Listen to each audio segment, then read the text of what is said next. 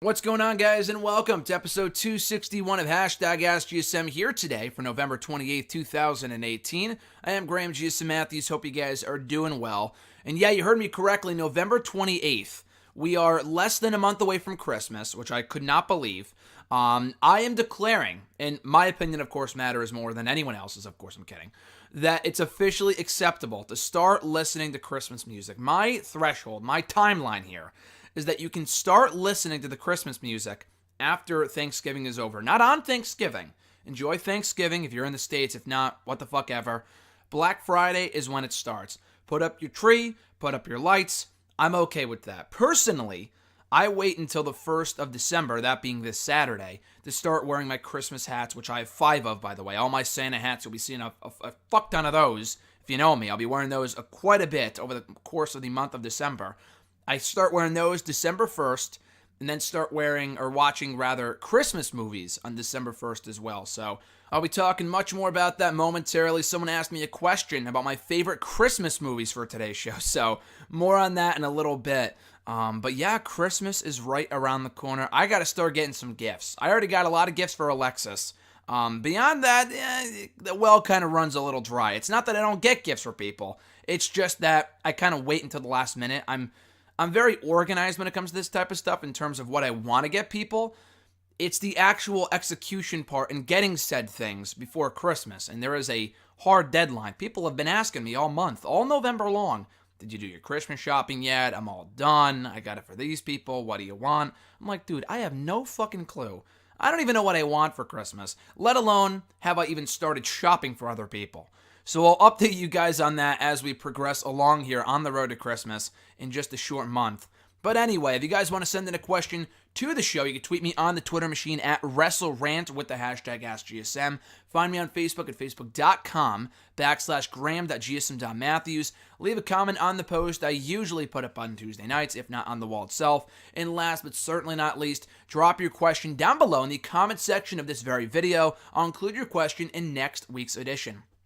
So first question comes from Joe M. from YouTube. His question was, can you rank from lowest to highest the chances of the following superstars becoming a world champion someday when they make it to the main roster? So this list includes Adam Cole, Johnny Gargano, Velveteen Dream, Tommaso Ciampa, and Aleister Black. So he's asking me to rank these people from lowest to highest, their chances of becoming world champion on the main roster.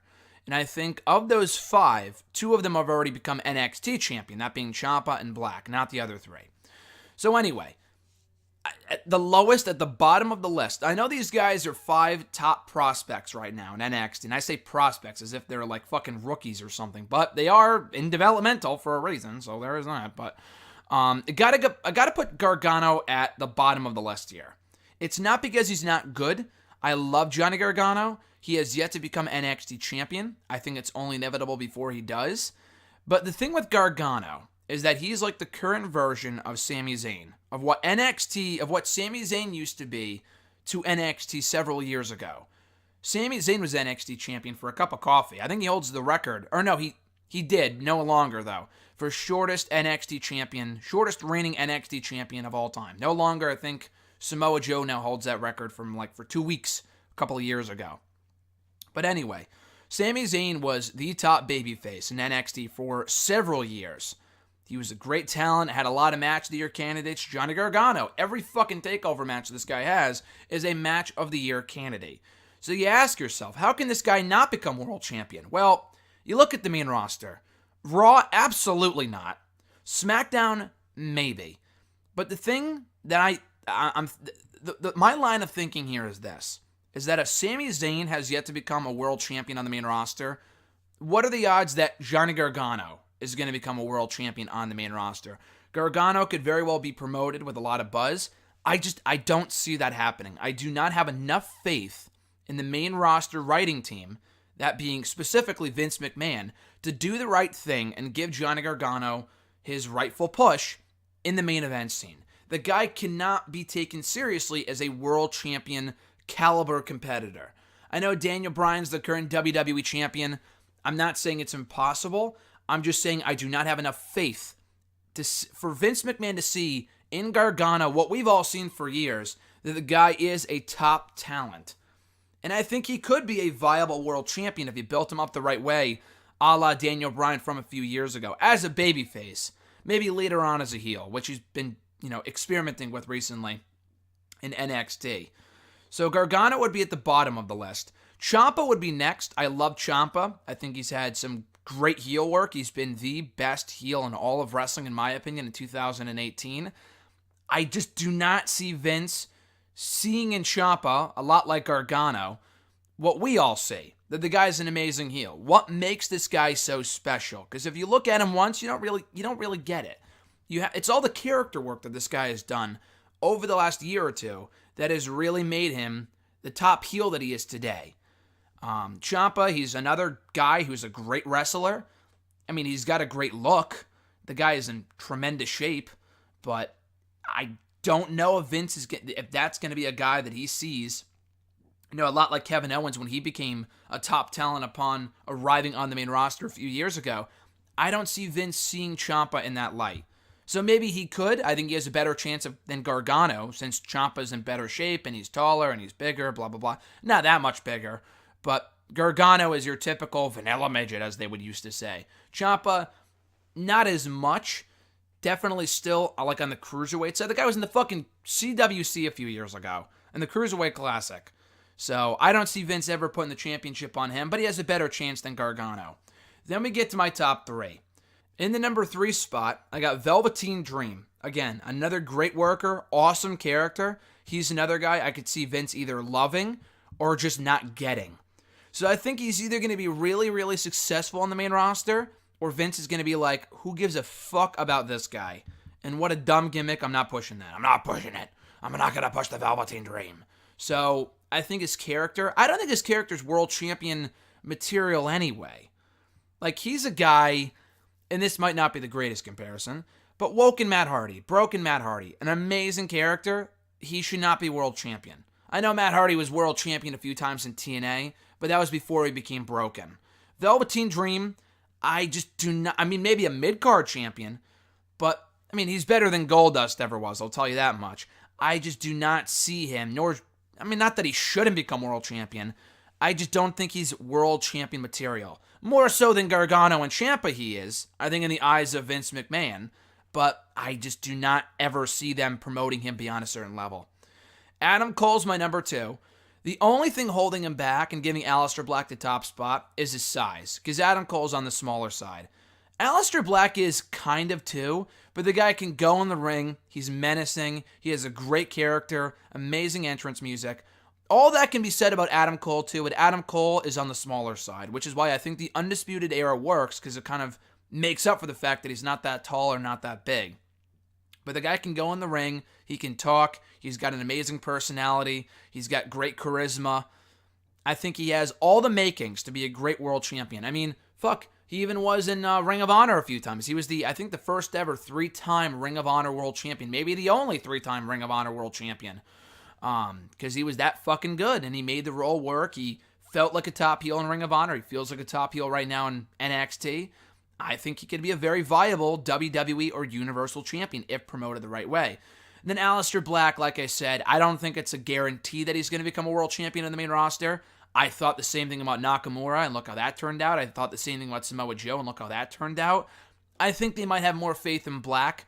The guy can talk. He can go in the ring. He's very exciting to watch. His entrance alone is just mesmerizing. And again, you can say the same thing about Nakamura, and look how he ended up. And the guy's been a fucking afterthought for months now.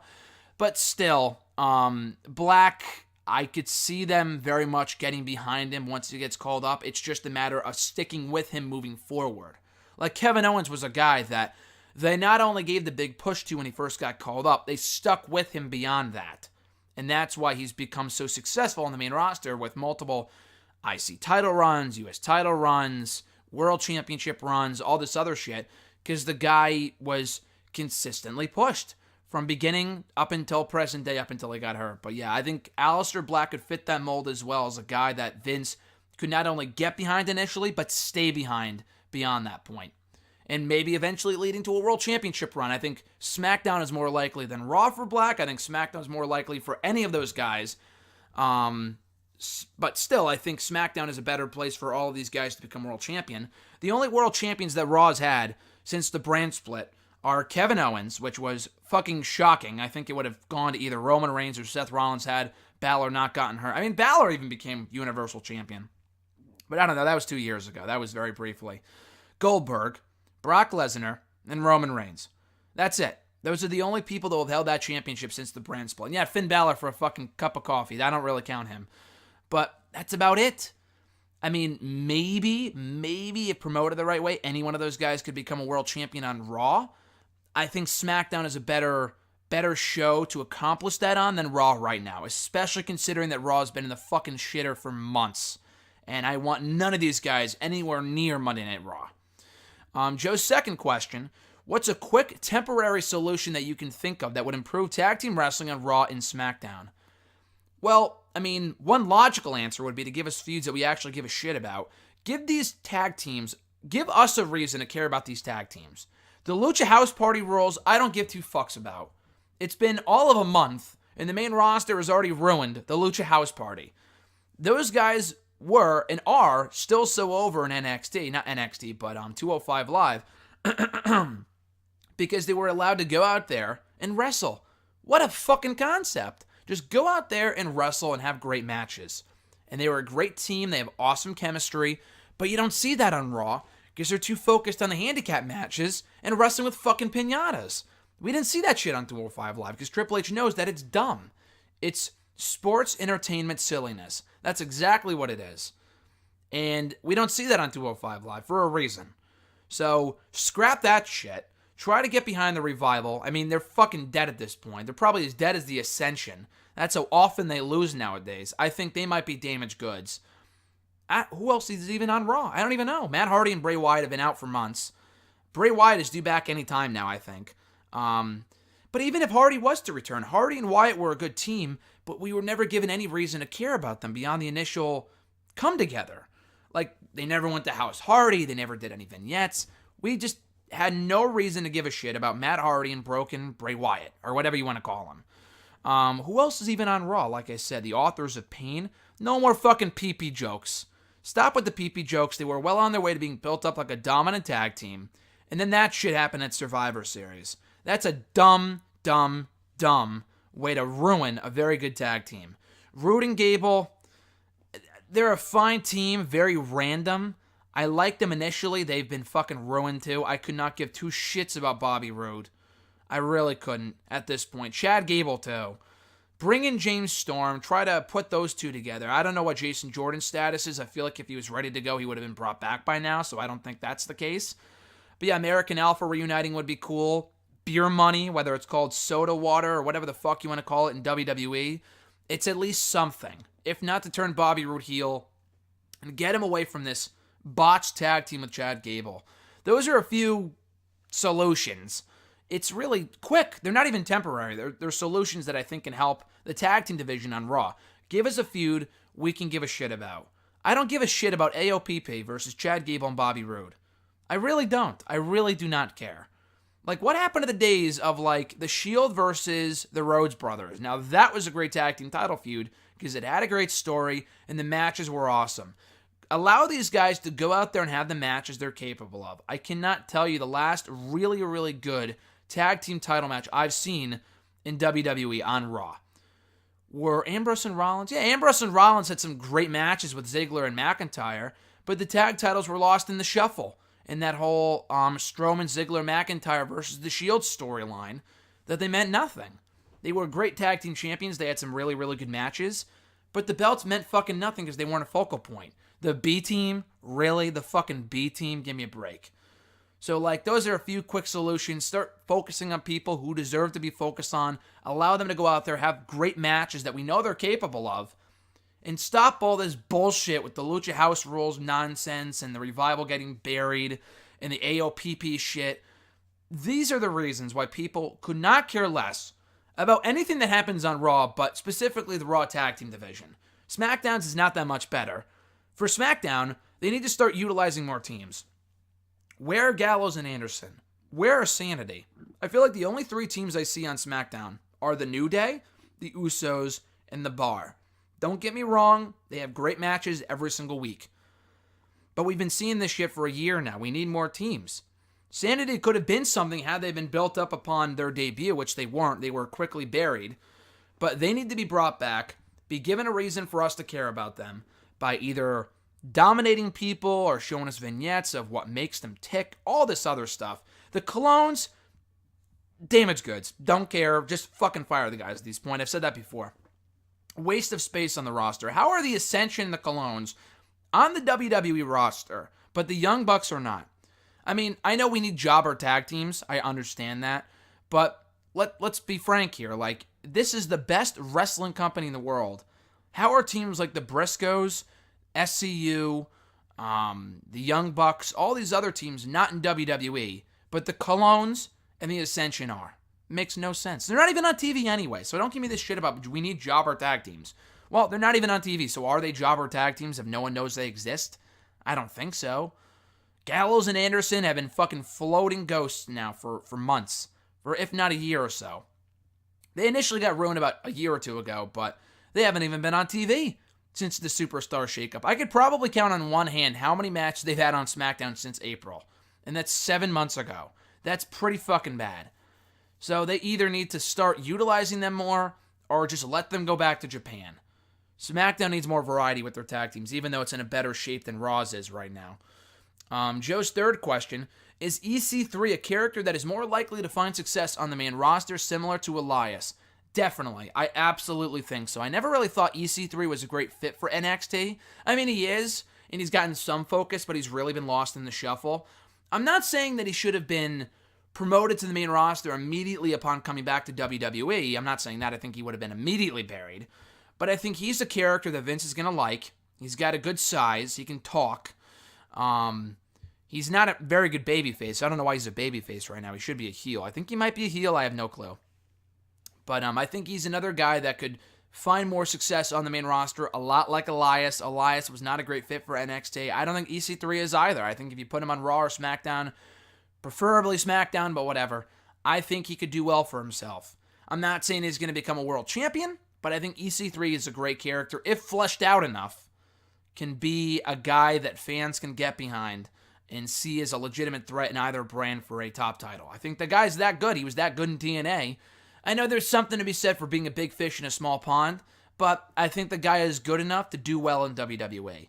But yeah, I would promote him to the main roster soon enough. I had read a report that he was due for a main roster call-up coming off of TakeOver Brooklyn 4 weekend, SummerSlam weekend, but then he suffered a concussion, so they had to move it back. I don't know how true that is, but it does make sense. I mean, he lost the Velveteen Dream. He had nothing going on after that. So it wouldn't make sense that he was due for a call-up, but obviously that didn't happen. Maybe it will at some point, hopefully in the not-so-distant future. He's not really doing anything on NXT right now, so I would just bring him up and put him on SmackDown or Raw. And Joe's final question here, top 3 favorite Christmas movies. Love this question. Again, I'm not going to start with the Christmas movies until Saturday, December 1st, but it is what it is. So my top 2 Christmas movies are undoubtedly The Grinch That Stole Christmas, the live-action one from 2000. I fucking love that movie. Me and my brothers watch it every single year, either on Christmas, Christmas Eve, or around Christmas. I don't think I've missed a Christmas where we have not watched that movie. So I don't think there's been a year where we haven't watched that movie, to my memory, in the last 15 years or so. That's how good that movie is. So The Grinch, Christmas Vacation, I try to watch every single year. I love Christmas Vacation. Those 2 movies are undoubtedly and always will be my top 2 favorite Christmas movies. The third one, I don't really have a certified third favorite Christmas movie. I have a lot of Christmas movies that I like. I really, honestly, this might get me some hate, I could not give 2 shits about A Christmas Story. I really do not care. I always thought that movie was overrated. And you know what? If you want to say the same thing about Christmas Vacation or The Grinch, that's fine. Everyone's entitled to their own opinion. I personally just do not like A Christmas Story. I've been subjected to watch it every fucking year at my uncle's house on Christmas Eve because they always have it on, and I could just never get into it because they have that 24-hour special of like A Christmas Story on like TBS or something. Could never get into that movie. That movie always bored me to tears. I'll watch it, I just don't care about it. It's not nearly as good as everyone says it is. But again, people say that about The Grinch, so I get where those people are coming from. So I have 3 movies that are all kind of tied for third here. This is going to be a weird choice, but Christmas with the Cranks. It's not that great of a movie, but I saw it for the first time on TV like 5 or 6 years ago, and I fucking loved it. I honestly really, really enjoyed it, and now I watch it every single year come Christmas time. So yeah, Christmas with the Cranks has got to be up there. Can't go wrong with Elf. I know that's another movie, it's overrated, it's not funny. It's on TV all the time, so I see it constantly. It's not my favorite movie anymore, blah, blah, blah. I love Elf still. I think it's still a very funny movie, great movie for people of all ages. I thoroughly enjoy Elf. Then also on that list, Home Alone. You can't go wrong with the original Home Alone. Number 2 is also very, very good and a tad underrated. Tim Curry's performance in that movie is also excellent. So Home Alone's got to be up there. It's a tie for third with Christmas with the Cranks, Elf, and Home Alone. Andre G from Facebook. What are your thoughts on the Beautiful People stable from TNA? Do you think they were overall successful or a failure? I think they were successful. I think the fact that you're even talking about them over a decade later makes them a success. They were in TNA so many times, so many incarnations of that faction. And they won so many championships. They won the Knockouts tag team titles when those were a thing. The Knockouts championship itself countless times. They had Madison Rayne in there. Velvet Sky, that really made Velvet Sky. Without that faction, I don't think Madison Rayne and Velvet Sky would have become the names that they were in TNA had it not been for the Beautiful People. Angelina Love, and even the other one. What was it? What was her name? Fucking, not Laurel Van Ness, that's Chelsea Green, but the Von Erich one, Lacey Von Erich, she was terrible. She wasn't there for too long, but she was a part of that faction too. And Kip James, Billy Gunn, yeah, he was a part of that faction too. Anyway, so I think they were successful, definitely. I mean, their matches weren't always amazing, but people always loved the Beautiful People. They were always a big hit. They became one of those factions that you love to hate. They were so good, they were so successful, that WWE copied that blueprint and used it for Lay Cool in WWE. So there's no way that you can call them a failure if that's the case. And like I said, they reunited a lot. Not just once, but like a lot in the years that followed. And people always loved it. People always ate that shit up. And that was over the course of like 7 or 8 or 9 years that they got back together because people loved the Beautiful People. And it was a good gimmick.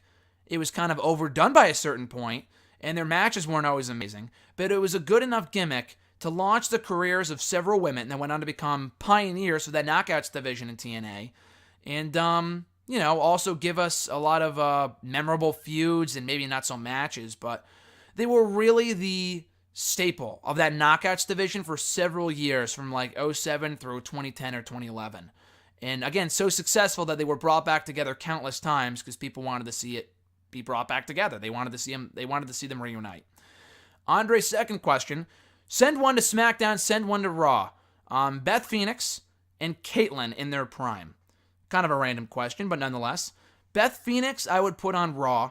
Beth Phoenix, I always saw as a Raw girl. She was on Raw from the moment that she debuted in 2006, 2007. I think it was 2006 initially, then she came back. She got injured, came back in 2007. She was always on Raw. She was on SmackDown very briefly from like, I think 2010 to 2011. Was it? Or I think it might have been, I don't know. She was on Raw for a little bit. I know from like late 2009 to like 2010. She wasn't on SmackDown for very, very long. But I always saw her as a Raw girl, and she was always a staple of that Raw women's division. Caitlyn was on SmackDown a lot more than she was on Raw during the initial brand split. After she won NXT, she was put on SmackDown. She did nothing until she got the Eve Torres feud for the Divas Championship years later. But Caitlyn, I always saw as a SmackDown girl.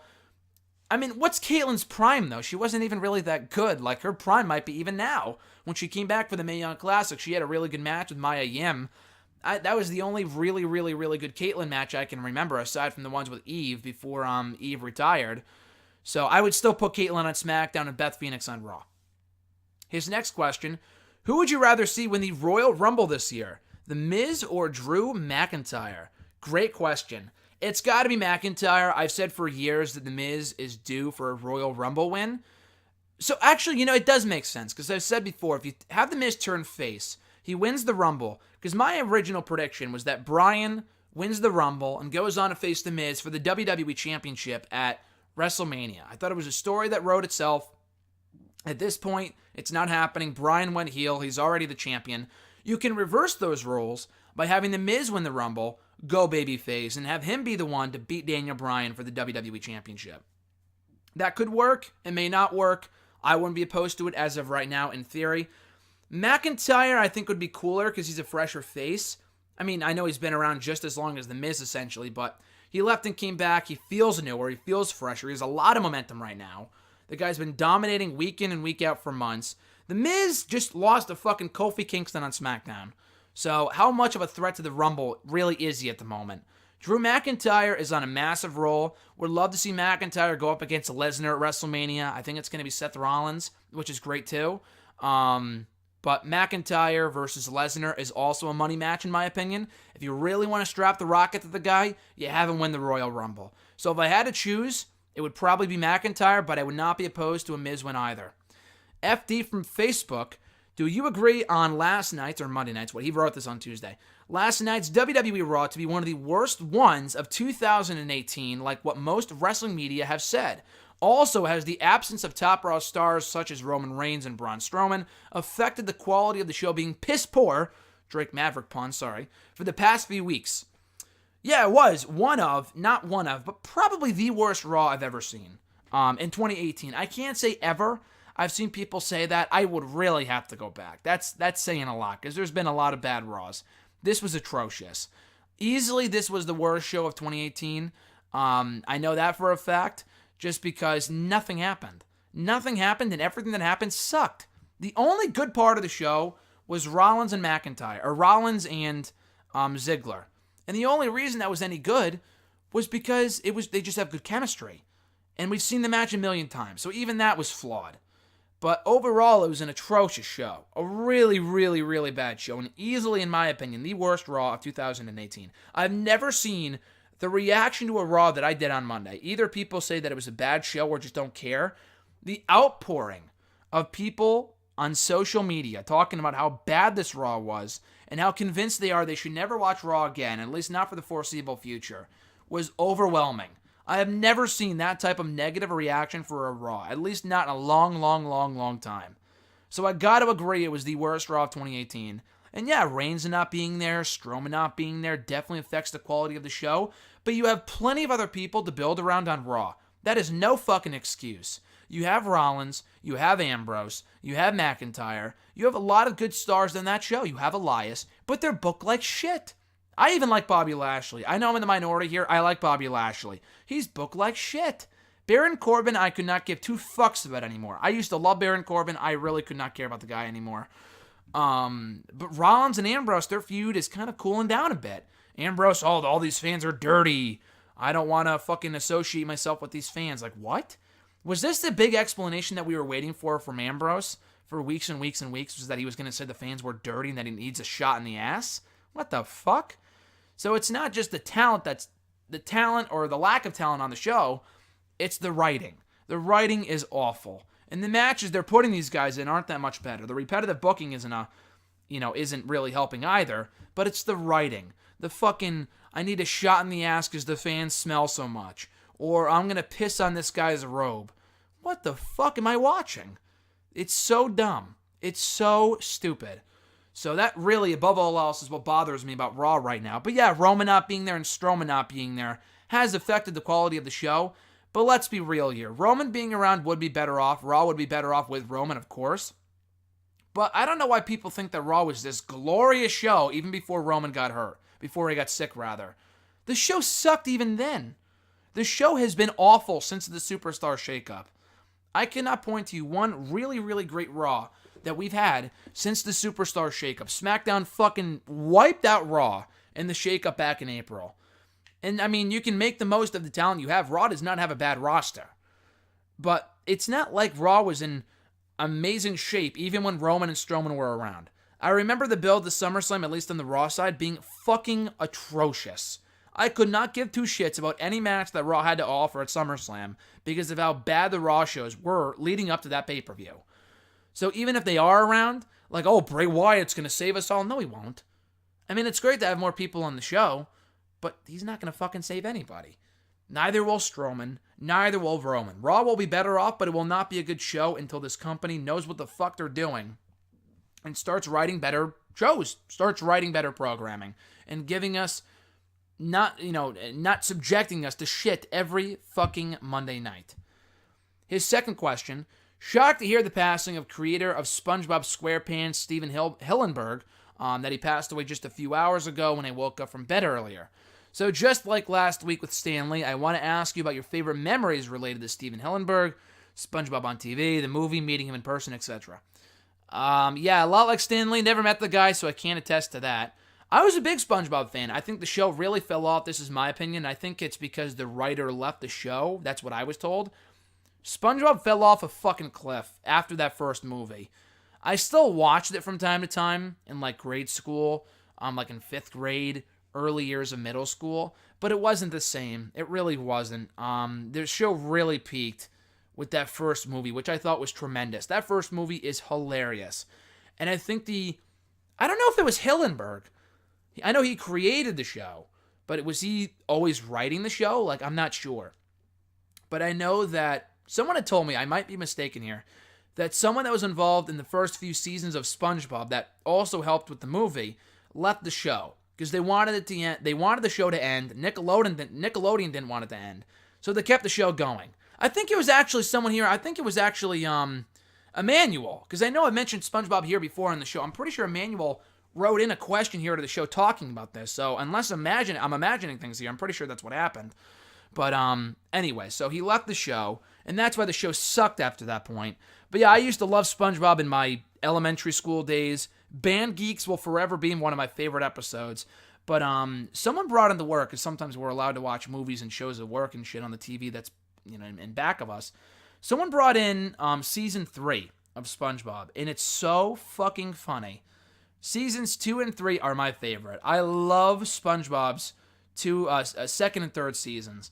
To me, those were like the glory years of SpongeBob. After the movie, it was all downhill from there. So, yeah, that's just my personal opinion on SpongeBob. But yeah, the guy was a genius. I was very shocked to hear that he passed away. Apparently, it was due to ALS. Fuck ALS. Fuck cancer. Fuck all that shit. That really, really sucks. So I don't know if he was still involved in the show up until his passing. I don't know. The last I heard, SpongeBob was ending. I don't know if it's still on the air. I don't know if it's in the process of ending. I don't know if they renewed it. I have no clue. I have not been paying attention to the show for close to a decade.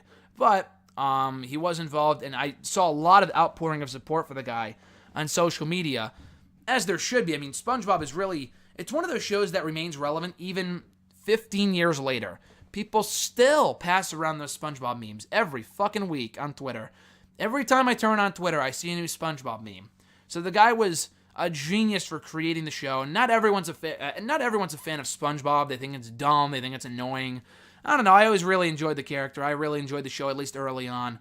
So the guy deserves a lot of credit for creating something that will forever be a part of a lot of people's childhood memories, and memories even to this day. His third question: with Final Battle approaching and Christopher Daniels still without a future Ring of Honor contract for the next year, while the rest of SoCal Uncensored got theirs by winning the Ring of Honor World Tag Team Championship on Ring of Honor TV recently, do you see Christopher Daniels becoming Jay Lethal's opponent Final Battle for the Ring of Honor World Championship with Daniels' Ring of Honor contract for the next year on the line? I think this would be a fitting way to cap off the redemption story for the whole SCU once Daniels wins the world title to end the year with a bang for SCU. So, no, it's already been announced that it will be Jay Lethal and Cody for the Ring of Honor World Championship at Final Battle, which I think is a better match anyway. They have unfinished business. Cody lost the World Championship a year ago at Final Battle. He never got his rematch. I know it's obvious that Lethal is winning because Cody's on his way out, I believe. I mean, he could always win the championship and then drop it back to Lethal or someone else before he leaves permanently until his contract is officially up. But, Cody debuted at Final Battle 2 years ago, and I think he beat Jay Lethal. I'm pretty sure he beat Jay Lethal, so they have history at this event. Cody has yet to get his one-on-one rematch since losing the championship a year ago. It's a great story, and it's going to be a great match. Daniels and Lethal, I mean, maybe on TV or maybe at another pay-per-view coming up. I feel like we've seen that match before somewhere, sometime, I don't know. I'm sure they've done the match. I don't know if it's ever been a full-fledged feud. But with Daniels, he is going to be in action at the pay-per-view. But the caveat with him is that, yeah, his contract expires at Final Battle in storyline. I'm not sure if that's a real thing or not. but I think he's facing Marty Scurll. But Marty Scurll, apparently his future Ring of Honor World Championship match is on the line. I don't know when Marty Scurll got a featured title shot at the Ring of Honor World title. I don't know when that was. I think maybe he won Survival of the Fittest or something. I don't know. But, yeah, so he has a title shot. He's putting that on the line against Daniel. So I guess that's Daniel's, asterisk, that if he can win this and then win the World Championship, he doesn't have to leave Ring of Honor. So I guess that's the whole story they're trying to tell with those guys, which is fine by me. I think Daniels and Scurll's a great match. Lethal and Cody's going to be a great match. And also it was announced this week, triple threat, three-way ladder war between SCU, the Young Bucks, and the Briscoes. I cannot fucking wait for that. That is going to be amazing, and even better yet, I'm going to be there for it. So I cannot wait to see that shit in person. At Reborn again, John Ritland from the Twitter machine. Bit of a cheap plug here. He will be on Wrestle Rant Radio this week, so check that out, as well as his channel, Real Honesty with John Ritland. Great content with the Durbinator. Always putting up awesome stuff. Anyway, his Twitter machine's always filled with some hilarious tweets about the world of WWE and how bad it is right now, which is why I'm excited to talk to him on Wrestle Rant Radio this week about the worst Raw of 2018, if not more than that. So anyway, his question was, is WWE booking Raw with a can you top this mentality in regards to how badly they've been making the show from week to week? This is what I'm talking about. It seems like they're challenging fans to sit through the worst stuff to see who will tune out next. You would think so, because it seems like the question every single week is not how good was Raw tonight, was Raw worth watching, or not even what is there worth watching from Raw. The question on everyone's mind is how bad was Raw this week, and was it worse than last week? Sometimes it is, sometimes it's not. Last week was an awful episode of Raw. This week was somehow even worse. I'm not sure how, but they managed to make it an even worse show. So yeah, they seem to be putting forth a real effort in making the show worse every fucking week. If they put that same effort into making the show better, Raw would be in glorious shape right now. But it certainly seems like they go into these Raws with the mentality that, oh, how much worse can we make Raw than we did last week? Let's see if we can accomplish that. Because a lot of the shit, I'm not even sure how it makes it on a TV. Unless they're trying to go out of their way to make it an awful show. And Raw swept SmackDown 6-1, or 6-0, whatever they want to fucking call it. Whether they count that kickoff show win or not. That was the show that beat SmackDown, which has just a much better roster and a much better show going right now. That's sad. That's sad to say the least. His second question, I know Evolution had a fairly good card, including a blowaway last woman standing match, but does it seem like WWE is still booking the women as afterthoughts on weekly TV? Like this most recent Raw or some episodes of SmackDown where they don't even get a match. So yeah, the women are main eventing more episodes of Raw and SmackDown, case in point this week on SmackDown. But yeah, nothing has changed. Nothing. The show is a pay-per-view. The pay-per-view was a month ago. Nothing has changed. That was the whole key coming out of Evolution. It was a great pay-per-view. It was a really, really good show. A lot better than it had any right to be. But nothing has changed. Maybe with Becky and Charlotte, but everyone else feels like a total afterthought. Asuka is barely on TV. I know she won the Battle Royal this week and will be going for the championship at TLC. That's awesome. But they've fucking ruined her since WrestleMania. Raw is not much better. Nia Jax sucks. Ronda Rousey is getting very good. Tamina's awful. So the Jackson-Rousey feud right now is not lighting the world on fire. I could not give two shits about Sasha Banks and Bayley. I could not give two shits about Ruby Riott versus Natalya for the upteenth time. Who fucking cares? Who cares? Dana Brooke? I don't give a shit about her. Alicia Fox? I don't give a shit about her. No one on Raw. There is no one on Raw right now that I really care about except for maybe Ronda Rousey. Alexa Bliss is out hurt right now. Mickie James I don't give a shit about. So yeah, the pay-per-view was great, but it was really going to be determined a success or not, whether or not they would start booking their women more seriously, giving them more matches, more television time, more feuds, more reasons to care about them after the pay-per-view, post-Evolution, and they haven't. So nothing has changed. Still, in my opinion, the best pay-per-view of 2018, but looking back on it, it really didn't succeed in doing anything because it was just another show. It was just another show that accomplished nothing that no one is talking about in retrospect, which again, I think it was the best pay-per-view of 2018, like I said, but the whole goal of that show should have been to get the women more of a spot, like more importance, more television time after that. But it's very obvious in retrospect that the only reason they held that show was to get people to shut the fuck up about the fact that the women were not a part of the Crown Jewel show, which people should be complaining about and should be voicing their opinions about, getting their voices heard about, because they should have been a part of that show, and they weren't, so they're like, as a make good, let's make an all-women pay-per-view. Well, it did nothing, because the show is great, but the women are still every much as irrelevant now as they were a fucking month or two ago. Unfortunately, by and large, not everyone is irrelevant, but Ember Moon, don't care about her right now. Banks and Bailey, don't care about them. Nia Jax sucks. Tamina sucks, and they're the ones getting the push, which is pretty sad. Anyway, John's third question. Assuming that Reigns is out for a good while, obviously we all hope he recovers 100%. Who would be your choice or choices to replace him as the top guy? Also, who do you think WWE will pick for that spot? That's a good question.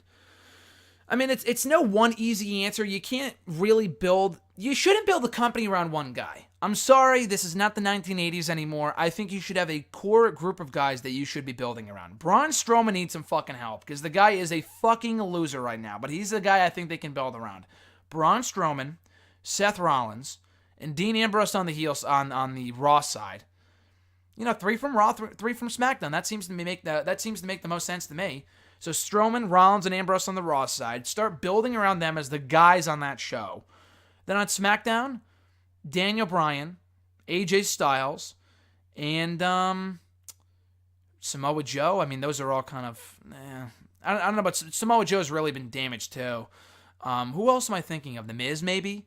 The Miz, I guess. Bryan and AJ for sure. And then, who else is even on SmackDown? I'm trying to think. Andrade. Nakamura, not anymore. Jeff Hardy, no. So yeah, I guess The Miz, maybe. The Miz, Bryan, and AJ. And then Rollins, Ambrose, and Strowman on Raw. You should not be building the company around just one guy. And of course, you can always call people up from NXT and make them the guy. So, have it be Aleister Black. It could be Adam Cole. I don't see them promoting any of those guys to that spot, at least instantly, at least overnight, not initially. But maybe in time, if Vince sees that they're stars and treats them properly. So those are some guys I would start building around as the core key players on both shows. There must be more that I'm just not thinking of. There's got to be more that I'm not thinking of. But Bryan, AJ, Miz is a very loose third person. I'm trying to think of another third person from SmackDown. SmackDown has a stacked roster. I don't know why I'm not thinking about it right now, but not Rusev. Not really Nakamura. Who else is even in the mid-card right now? Nakamura, fucking Samoa Joe, Andrade, maybe? I don't know. But definitely AJ and Bryan, and then probably The Miz. And then on Raw, like I said, Strowman, Rollins, and Ambrose. At Blabbit_ on Twitter, how can WWE save Raw and to a lesser extent their non-NXT brands in general? So I already talked about Raw. They got to stop with the sports entertainment silliness. Start giving us more matches. At least when Raw was bad a couple years ago, at least we had a couple matches that we can really enjoy and get our, sink our teeth into. We don't even have that now. You have to really dig deep to find a good match on Raw nowadays. On a 3-hour show, that is pitiful. That is pitiful. Pitiful fool. Pity to the fool, whatever the fuck Mr. T used to say. Because you have a 3-hour show and you can't find one, above average match. Rollins and Ziggler was good. It was far from their best encounter. So, that being said, they need to start with better matches, stop with the silliness, stop with the bullshit.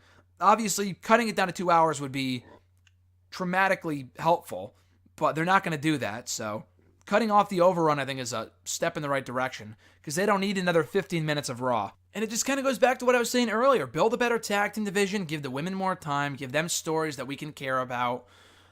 Stop doing the same fucking matches every fucking week. Stop with the heel factions of McIntyre, Lashley, and Corbin, or Strowman, Ziggler, and McIntyre. Stop with that shit. Start building around certain people, and stop relying on the same tired tropes that we've seen for years now. The Ambrose calling the fans dirty, or the PP jokes, and it's we've seen this shit for years.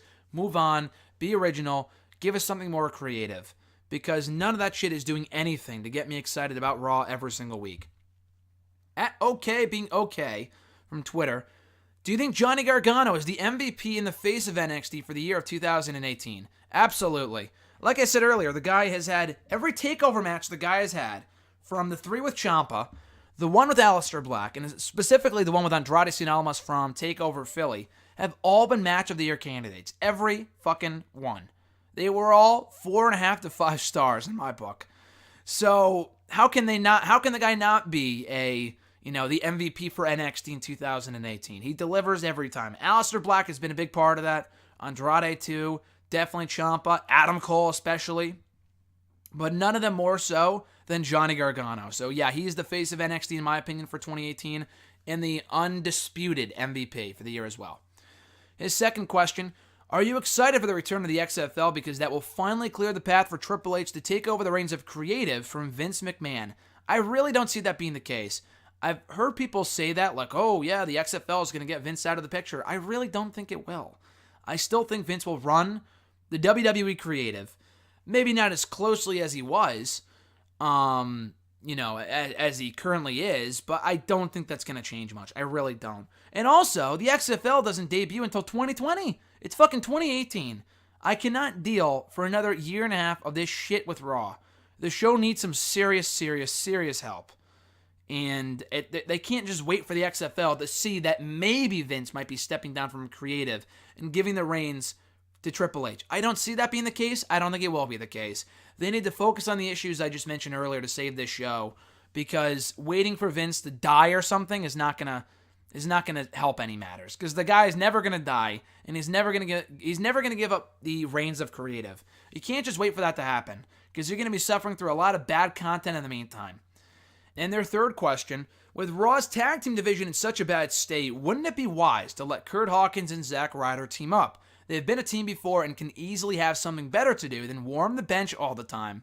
I don't see why not. I've said that for years. I mean, Ryder is not going anywhere. Ryder is not going to be pushed ever again. Hawkins will never be pushed. Hawkins is more relevant than Ryder, at least because he wrestles on Raw more often and because he has that losing streak going for him too. So I don't think they can be a team as long as Hawkins has that gimmick going for him, because they're never going to win a match if Hawkins still has that losing streak. So maybe not right now, but at some point, I don't see why not. Ryder's not doing anything. Hawkins isn't doing anything. Just put them back together. They actually reunited on a recent episode of Main Event against maybe Apollo Crews and Tyler Breeze or something like that, and it was a good match. They work well together. They're a fun tag team. They obviously enjoy teaming together. They're good friends outside the ring. They do a fucking podcast about action figures. So why not make the best of both worlds, start plugging that by having the two team together on TV. Turn him heel, turn Ryder heel. The guy's not going anywhere again. Who cares if they turn him heel? Because at least, Ryder was doing something when he was with Mojo Rawley as the Hype Bros. At least he was on TV more consistently. The guy has not been on Raw, I don't think, since he got moved over to Raw in the Superstar Shakeup. So, yeah, I would reunite the two, but Hawkins has to win a match first. Maybe he can win it with Zack Ryder. Who knows? At Jeremy8911 from Twitter, do you think Asuka wins the SmackDown Women's Championship at TLC, freeing up Charlotte to face Ronda Rousey at the Royal Rumble, and freeing up Becky Lynch to win the Royal Rumble match? Yes, to all of that. I think that's a great idea. I think Asuka as champion should have happened a long time ago, but it's better than nothing. I don't know why else they would have put her in the match if they weren't intent on giving her the championship. Maybe to avoid giving us another Charlotte and Becky match one-on-one. I think the match is better off with Asuka in it. Becky and Charlotte have great chemistry, but Asuka being a part of that can only mean great things. So that should be awesome. But yeah, you can give the championship to Asuka. Have Charlotte and Becky go into the Rumble, either wanted to face Ronda or wanted to enter the Royal Rumble. So that makes sense to me. Then you could do Asuka and Charlotte at WrestleMania when Charlotte loses to Ronda, and you could do Asuka and Charlotte for the championship at Mania, this time with the roles reversed, with Charlotte as the challenger and Asuka as the champion. I think that works, and you could do Ronda Rousey versus Becky Lynch by having Becky win the Women's Rumble, so that makes complete sense to me. At the Wrestle Guy from Twitter, do you feel the build-up to shows are lackluster because WWE just has no idea what they're doing, or because they don't have to sell us on a show because it's already airing on the network anyways? Also, how can they fix the lackluster build problem? To the first question, I think it's a factor of both of those things. It's a matter of both things. But they had bad build-up to pay-per-views even well before the network debuted. They don't give a fuck about making you care about the pay-per-views anymore. Because, yeah, you're right. We are already subscribed to the network. They're getting your money anyway. Why should they want to make you want to see the show? Logically, that makes perfect sense. But with them, they don't give a fuck. They already have your money. You're going to watch the show or you won't watch the show. They know people think that Raw is awful, and it is, but they're still going to watch the pay-per-view. So does it matter? Like, I don't know. Like, in their mind, I don't think they think it matters. Sometimes they will do a great build, other times they won't do a great build. Logically, yes, you should be using Raw as a tool to make people want to watch the shows, the pay-per-views, the network specials, whatever. But if they think people are going to watch anyway, because they already have the network, and even if they don't, they're going to go out of their way to buy it, even if the build is awful, then that's on them. That's on WWE. They should do a much better. I mean, they know how to do a good build to a pay-per-view. It's not, they do, it is also a matter of that they don't know what they're doing, but they know what to fucking do because they've done it before. This company, I hate these fucking excuses that Vince is, he's lost it, all this other stuff, yeah, which he has, but he's very much capable. It's not that everything has been atrocious for like 10 years now. There have been some very bright spots in this company's history where they've done an amazing job of building up a story and getting you excited for a pay-per-view. I know, what a concept. But they are capable of it because I've seen them do it before. They're just too fucking lazy. It's not that they don't know what to do. They don't know what they're doing right now, but they know what to do. They just choose not to. That's even worse. So how do you fix that? I mean, again, utilize Raw as a way to get people more excited for the pay-per-views. Currently, they're not doing that, because if I don't care about Raw, I'm not going to care about the pay-per-views. That was the case with Evolution. I did not care about Evolution going in just because Raw sucked so much, and they did nothing to make me give two shits about that show. And the show ended up exceeding all expectations, in spite of the bad build-up. So, I mean, give enough focus to each matchup. Don't add matches to the card at the last minute.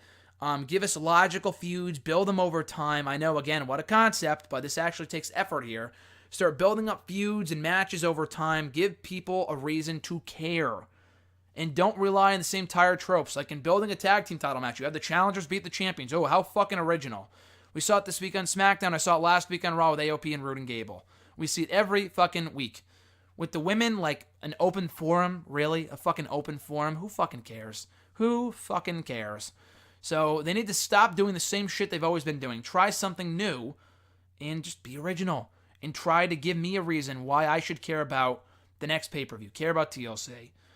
Baron Corbin and the gang attacking Finn Balor and Elias will do nothing to make me want to see that pay-per-view. They need to stop relying on the heel authority figure bullshit above all else. His second question, with all these injuries going on, it's reminding me how it was back going into WrestleMania 32. Do you think WWE needs to pull the trigger on some NXT stars earlier than intended to fill the void? I don't think that's going to solve anything. I really don't. I want to think it will. I really don't think it will. If you put Aleister Black on Raw right now, it's not going to solve anything. It's the equivalent to turning Dean Ambrose heel. That was something we've all been waiting for a long time, okay? Turning Dean Ambrose heel. Everyone thought, oh, he's going to be the great new heel that breathes new life into Raw. No, he hasn't. And it's not his fault. The material he's given to work with sucks. It's awful, at least in recent weeks anyway. When the feud started, it was great. Now that he's been going off on the fans, calling them dirty and smelly and saying that Roman, he's in God's hands now, fucking give me a break. Awful. So stupid. So, again, I don't think an NXT star is going to solve anything. They need new blood on both shows, specifically Raw, but that's not going to help the problem. Bringing Bray Wyatt back, that's a bit of a tongue twister.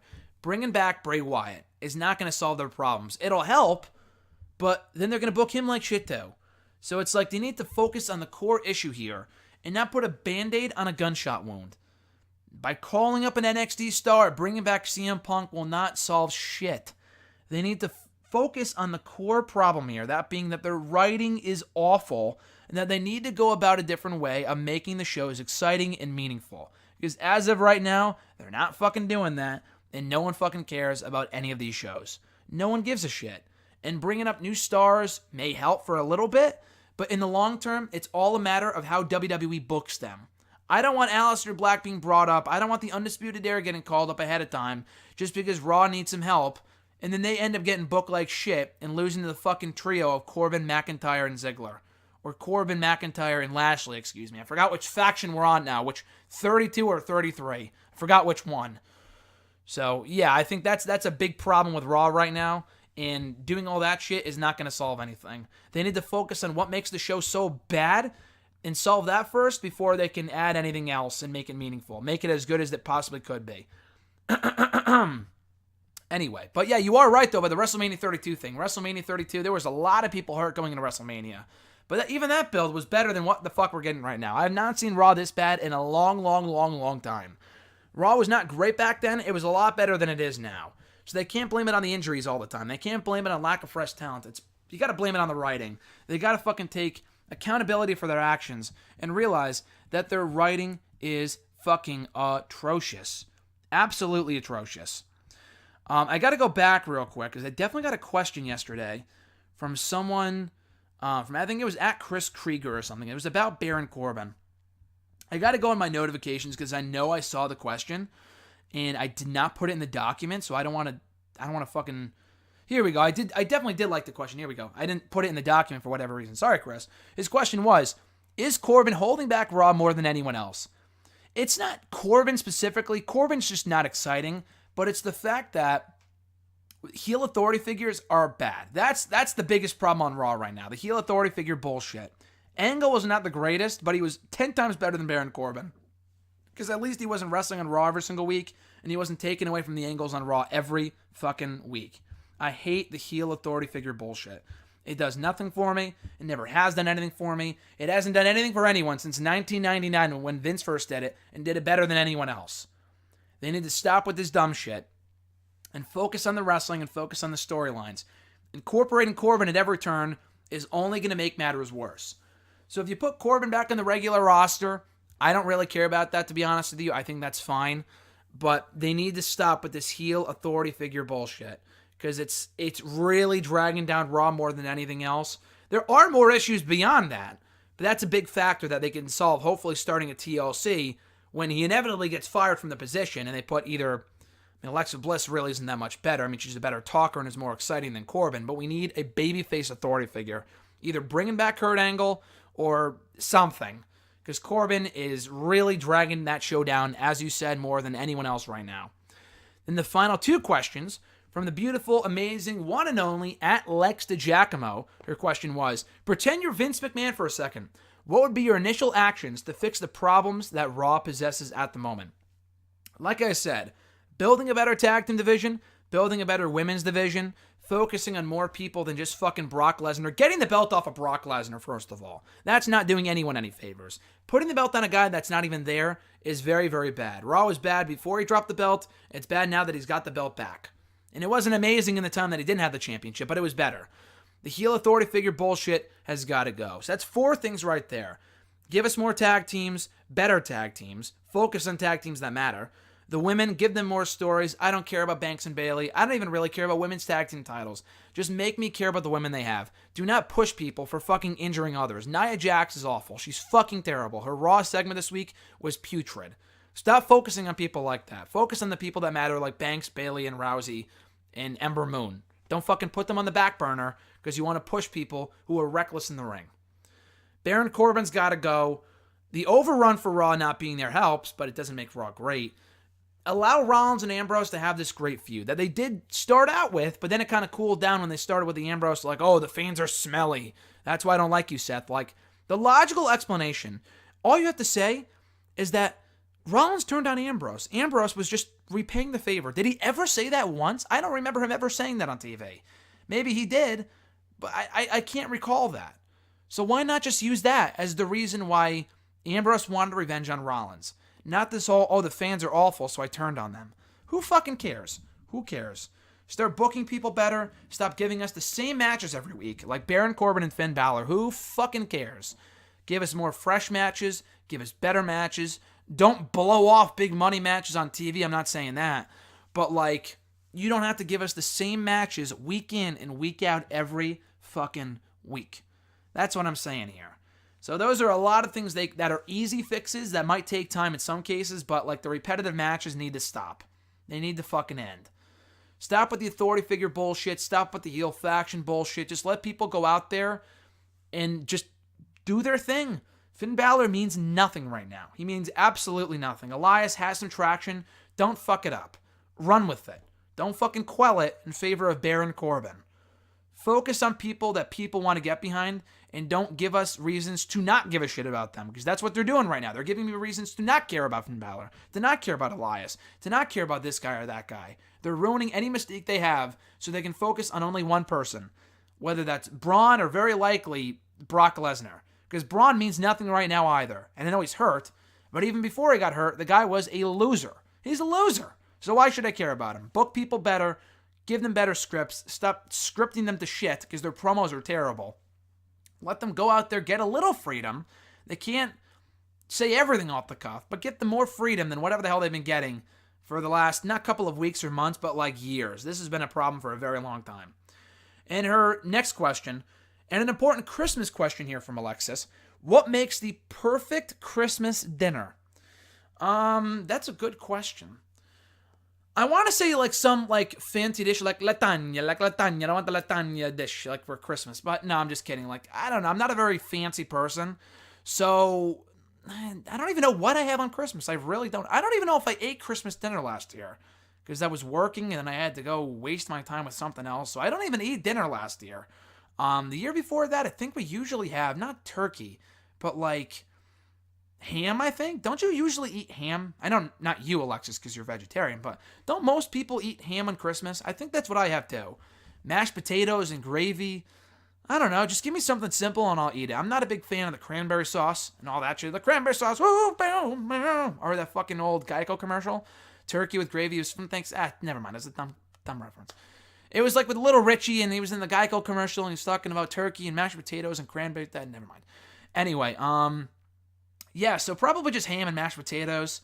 That would be my answer. Just sitting back and watching a movie. That's what Nick the Hulk on Twitter, Nick Torres, said. So shout out to Nick for that awesome answer because I completely agree. Just sitting back, watching The Grinch with some ham, mashed potatoes, and opening gifts. It does not get much better than that. And if I'm in a good mood and it's a successful Christmas, it's a good Christmas, maybe kick back and have some hot chocolate. We'll see. If it's cold enough, if it's cold enough for the hot cocoa, I'll have some hot cocoa too with that. So anyway, guys, that does it for episode 261 of Hashtag AskGSM here today. Thank you for checking out the show. I appreciate it. New episode next week, of course. If you want to send in a question to the show, you can tweet me on the Twitter machine at WrestleRant with the hashtag AskGSM. Find me on Facebook at facebook.com/Graham.gsm.Matthews. Leave a comment on the post I usually put up on Tuesday nights, if not on the wall itself. And last but certainly not least, drop your question down below in the comment section of this very video. I'll include it in next week's edition. With all that being said, guys, enjoy the rest of your week. The Christmas countdown has begun. I'm Graham GSM Matthews, and I'll catch your ass down the road.